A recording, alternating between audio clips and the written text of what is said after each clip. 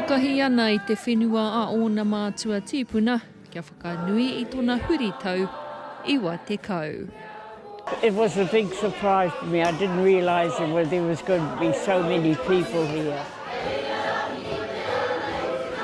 Kiki ana te wharekai ohine mā tikotai I ngā tāngata e tae mai ki te whakanui I tētahi wahine aroha nui ki te tangata, ahakoa ko wai.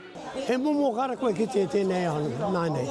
E tori noho rātou pēnei ia hine nei. I waia mai ai kia, tata nia, tata ia pō. Me mai ia koe wara taku rā whānau. Ara mai, ia pō, waia mai ia.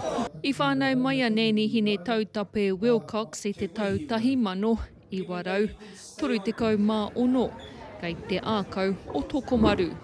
Ko ia ana ke e noho ana ki tōna kāinga. Kei te haerere tonu ngā waiwai e tahi taimaka ki te mātou I ai, e wā kei haere ana ki te toa, ka miharo mātou. Me tōna aroha nui ki a tātou katoa ahakoa ko wai, tōna whānau ake o nā hoa, ngā manuhiri ahakoa ko wai ko ia tērā, e mihi ana, e Manaaki ana I te tangata. He kanohi kitea ki ngā marae, ki ngā whare karakia hoki.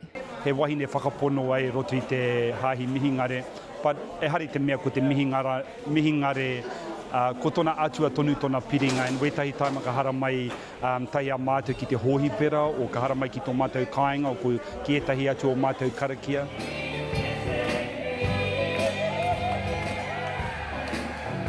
E mōhio tiana ia me tōna hoa maurua a Nanny Meo, kua ma tēnei, o te waiata.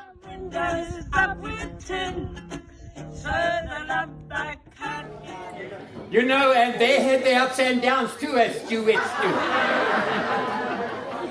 Yeah. They're good and they're not so good, but at the end of the day, mā wai rawa e kōrero mo te waiata. Toko maha ana mokopuna, e kawe ana I ona tohu katoa. Happy birthday, Nana. Happy 90th birthday. We love you. Kua ana kōrero aki mo te noho ora I tēnei ao. Keep in touch with each other, whānau, and be involved with local affairs and that sort of thing. Always be ready to help. I will ask my God to rest my bones in Waina. It is my heaven, my dear old home, sweet home. Waima forever. Rā whānau kia koe, Nanny Hine.